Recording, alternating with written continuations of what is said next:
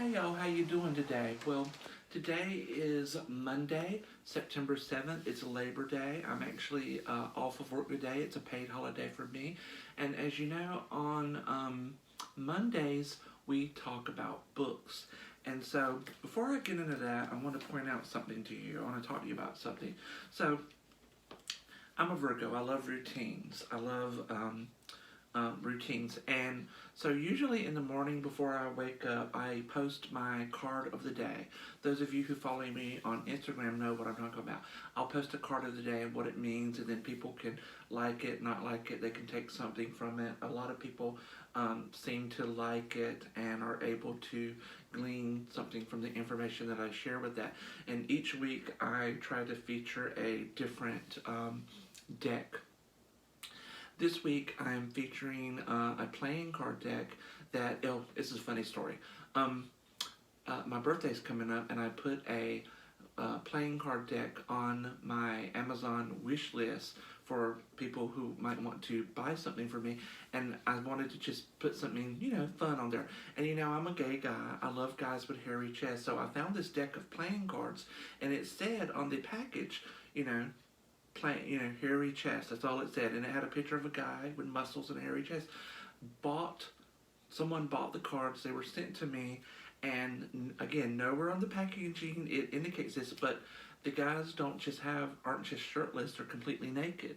And I wanted to use this deck, so what I did is I took some little crystals and things, and when I photographed the card, and I'm covering up their little naughty bits because I don't want to get my picture taken down off of Instagram. But I digest. So after I post my card of the day, another thing I do is, and I'm using my iPad, but I usually use my phone, but I'm videotaping this on my phone, and I have this app on my iPad and on my cell phone that's called Astrological. It is a paid app, but what I like to do is I'll look at the transits. Now this is just the transit chart. I don't know if I'm going to be able to get it where you guys can see it with the light there, but it's basically, this is just a transit chart showing where the planets are at any given moment. Now, if you look up here, where's it at? It's a little different on the iPad. There's a little arrow right there. If I was to push that arrow, it would refresh, so it's up to the minute. Now, this chart right here is set for where I live here on Whidbey Island, and it was for 8:47 a.m. It is currently, oops, I clicked off it. It's currently 9:20. So if I hit that little refresh button, the little planets and everything moves. The ascendant will change eventually and what have you. And so now, you're also able with this application is I'm able to view up to 3 charts called a bi-wheel or a tri-wheel, meaning think concentric circles. And what I'm able to do is and I'm not going to show you guys my birth chart because I don't just practice astrology, I practice magic. And some people are comfortable posting their birth chart out there. I am not, because I know that your enemies can glean, if they're astrologically gifted or have astrological knowledge, they can glean information from that which they can use against you. And I've done this. You can actually use a person's astrological chart as a form of personal concern. I have taken people's astrological charts and burned candles on it in the same way you would use their photograph or their fingerprint or, what have you. But, so anyway, I'm not going to show you that. But what I'm able to do is I'm able to put my birth chart in the center and the transit chart outward. And I could see how the transit or moving planets are forming relationships with the stationary planets in my birth chart. And right now, if you can see here, let me get up and I can see if I can show you. Mercury is at 2 degrees Libra. Now, I will from time to time share certain placements I have. I actually have Pluto in 3 degrees Libra and the 12th house in my birth chart. So what that means is that with transit Mercury at 2 degrees Libra, my natal Pluto at 3 degrees, that means that transit Mercury is applying or approaching a conjunction, a perfect conjunction or exact conjunction to my natal Pluto. So they are in conjunction right now. Now, a conjunction is a type of aspect or relationship between planets in which the energy or urge of one planet becomes so blended with the energy or urge of another planet that you can't really tell them apart. So, let's break this down. Pluto is the planet of transformation and change. Sometimes in books and things, they will say that, Pluto, and Pluto is associated with violence and negative experiences. You hear stories in mythology of, a character going down into the underworld in order to retrieve something like a sacred object or another person's soul. You hear stories about people who have near-death experiences and they come back with activated spiritual gifts. That's kind of like Pluto transformation. Sometimes it's violence and it's uncomfortable, but it is healing and healthy for us in the long run, and we usually get we gain something from our transformative experience. Mercury is the planet of the mind. It's all about how we take in and process information, how we exchange information and ideas. So when Pluto makes a conjunction to Mercury, what we have here is transformation through the power of words. Now, these two planets are in Libra right now, and Libra is all about relationships. When people hear relationships, they automatically go to love, but Pluto is all about all relationships. No, I'm sorry, I said Pluto. Libra is about all relationships. They can be love romantic relationships, they can be friendships, platonic relationships, and even business relationships. But Libra is basically about diplomacy, balance, knowing when to speak, knowing when not to speak, knowing the right thing to say, being diplomatic. Sometimes you have to deliver a message, but the Libra knows how to deliver a hard message in a positive way. And Libra is in my 12th house. This for me. Now, Mercury is in Libra for everybody. For me, my natal Pluto's in Libra, and transit Mercury is making a conjunction in Libra. Libra is my 12th house. The 12th house is all about karma. Some people say your own undoing, but it's about secrets, things which are hidden. So with Pluto conjunct Mercury in Libra and the 12th house, we're going to put all this into the blender of our mind and pour it into the cup of knowledge. And what we get is using the power of words to relate to one another and have transformative experiences. And we are exchanging ideas and information about things that are occult or metaphysical. Okay, that being said, also, I have Mercury at 3 degrees Libra in my birth chart. So what that means is transit Mercury at 2 degrees Libra is making a conjunction to both my Pluto and Mercury in my birth chart. Transit Mercury is activating this conjunction in my birth chart. When Pluto conjuncts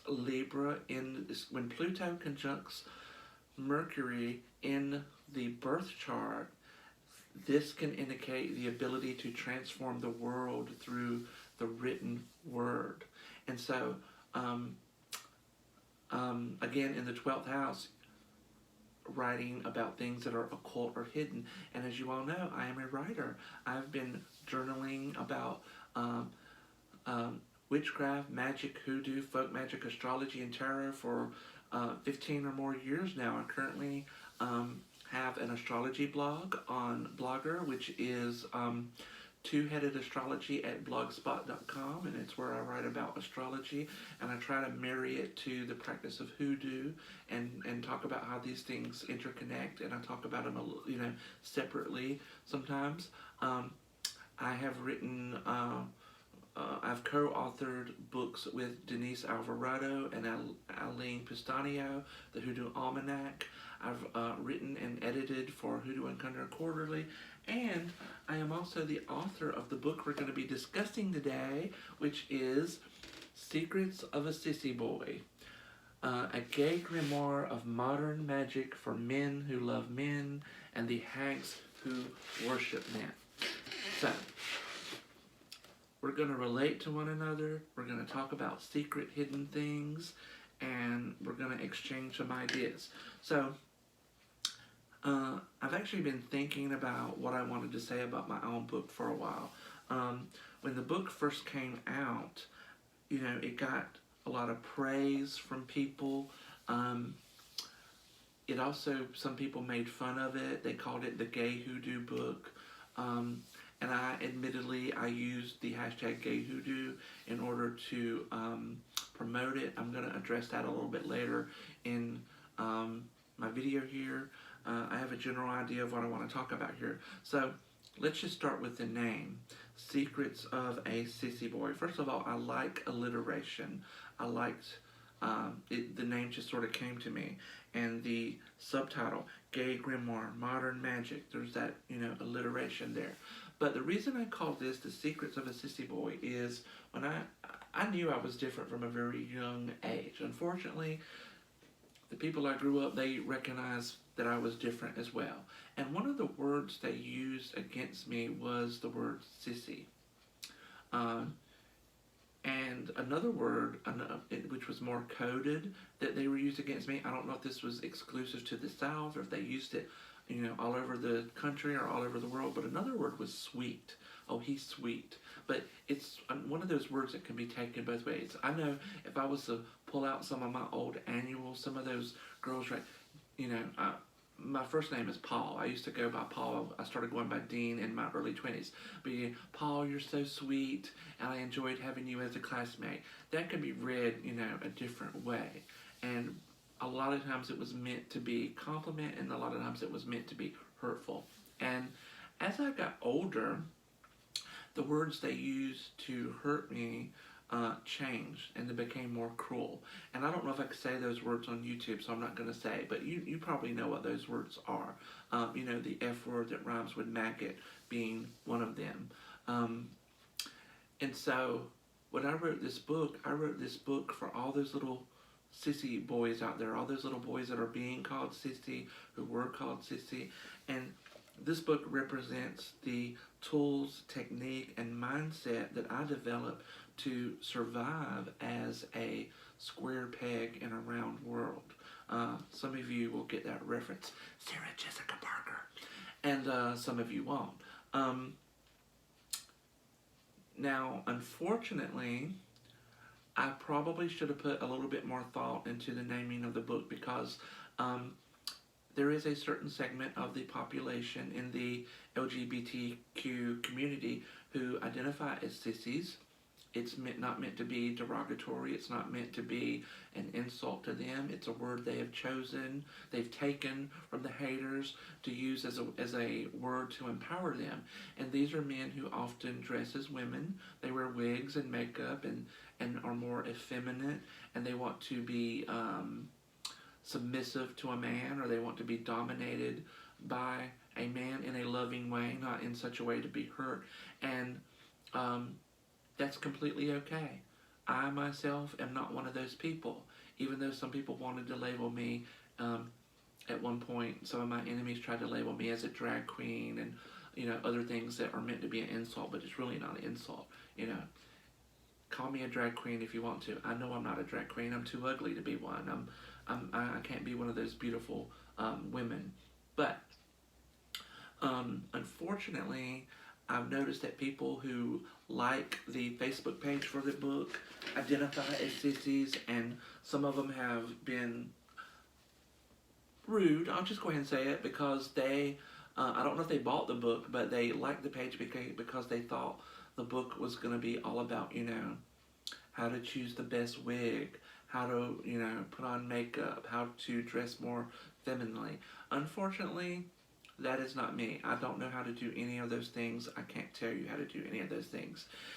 In my defense, if you were to read the subheading of the book and read a description of the book, you would know that the book is not about those things. So again, anyone who felt like I misrepresented what the book was about or who were confused, I apologize. But there's nothing I can do about it now. In fact, if I had an opportunity to rename this book, I have no idea what I would rename it. Moving on, I digest, as my friend says. The next thing I want to talk about with the book is, again, this was labeled as that gay hoodoo book.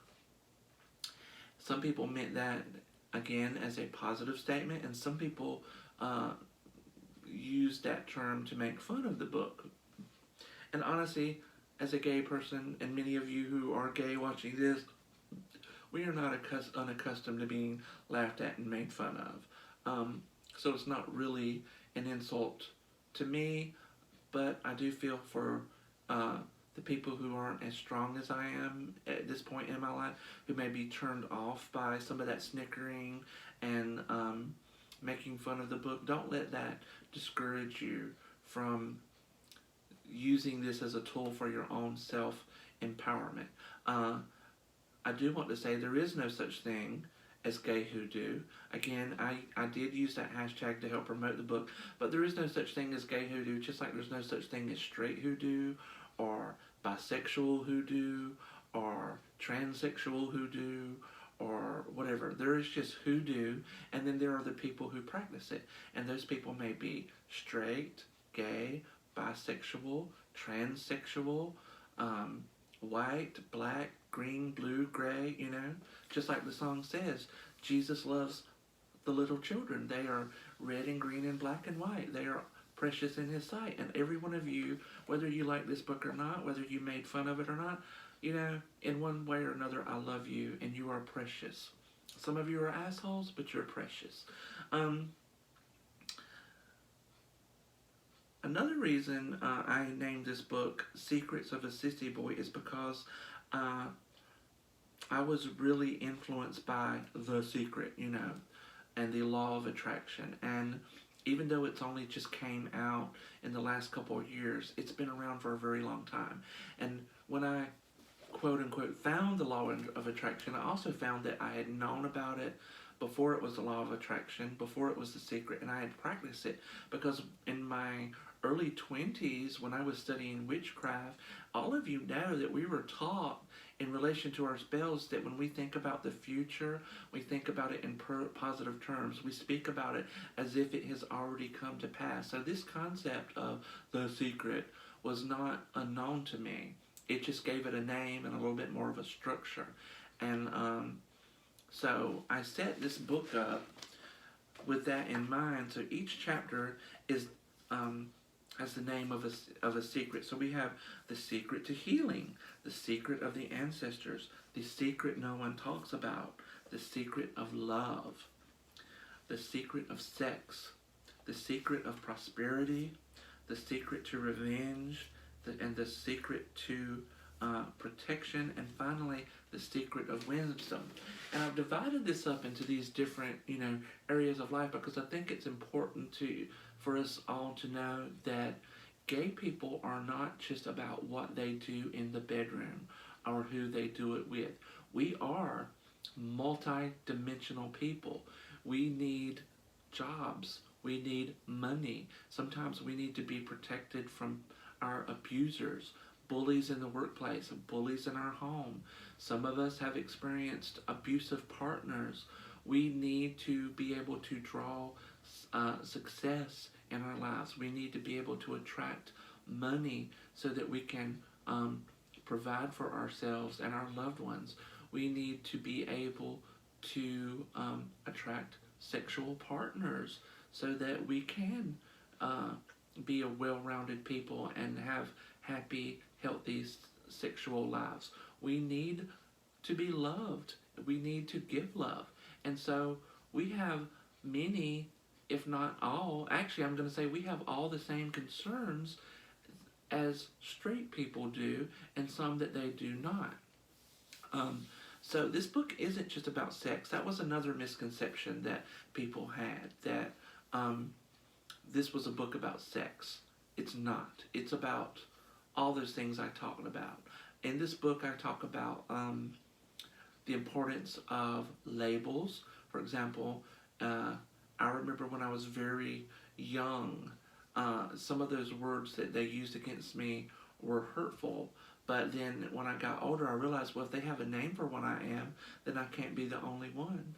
You know, a label, even though sometimes they hurt, and many of us in the community have taken some of those words, like the sissies, and tried to reclaim them. The word queer, for example. Queers have tried to reclaim that word and turn it into a source of pride and empowerment rather than something that's an insult meant to hurt and harm us. But if they have, that label that I was given was the first indication that I wasn't alone and that there were other people like me. And then, you have this certain segment of the population in the black community that where men did not want to use that label. They said the word was down low.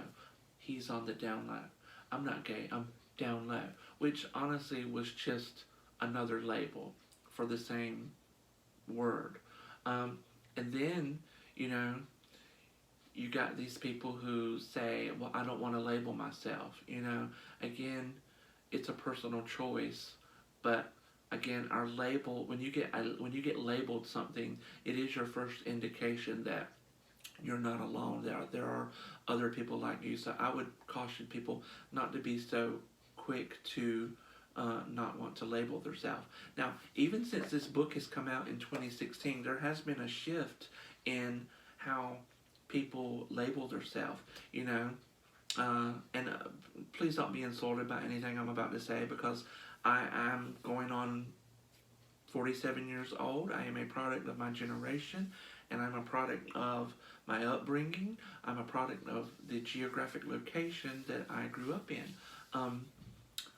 You have these people who, I'm CIS het, I'm gender fluid, I'm not he or she, I'm a they, them. And I personally don't get that, but I accept it. If I make a mistake, I will try to correct myself because I try to respect the labels people give themselves. When I grew up, you basically had straight, gay, and bi. And, we have the LGBT community, and now it's LGBTQ and probably some other letters I don't know about.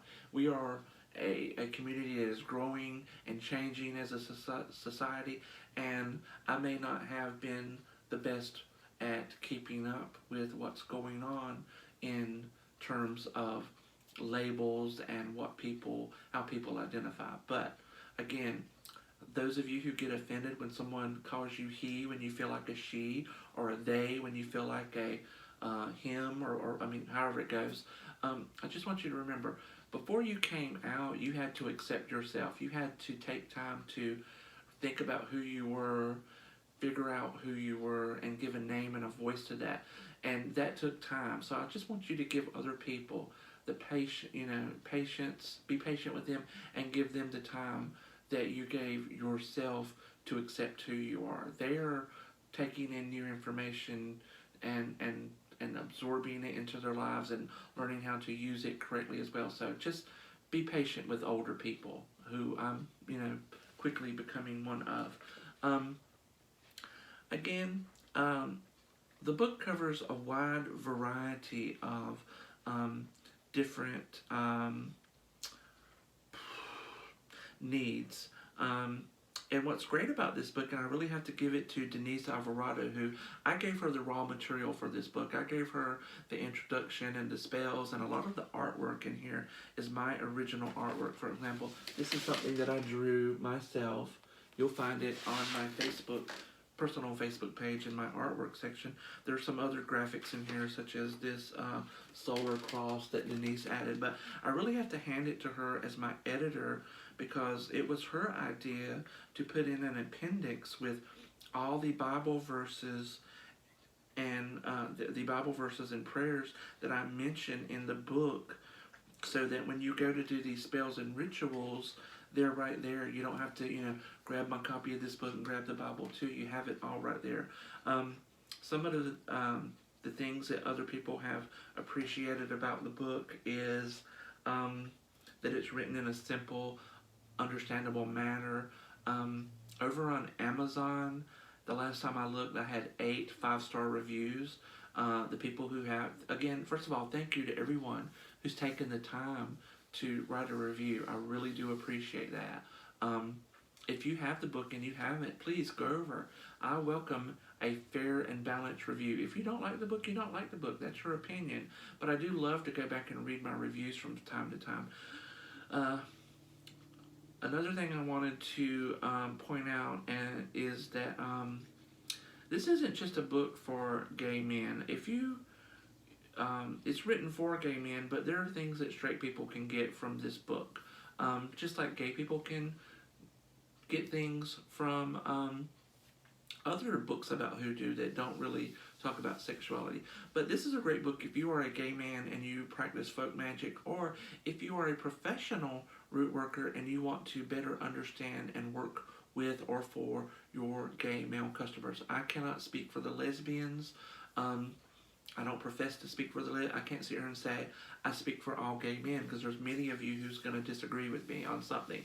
But again, this book is about my experience growing up gay in the South and the tools, mindset, and techniques that I developed in order to navigate a more satisfying life filled with love, abundance, and success.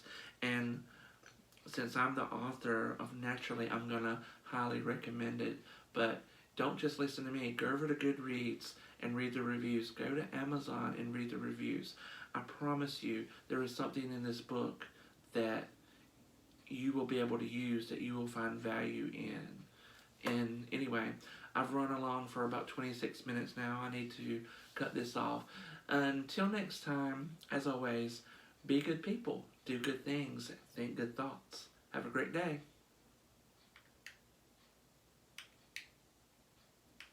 It's not working. I gotta get up. That'll be on the blooper reel.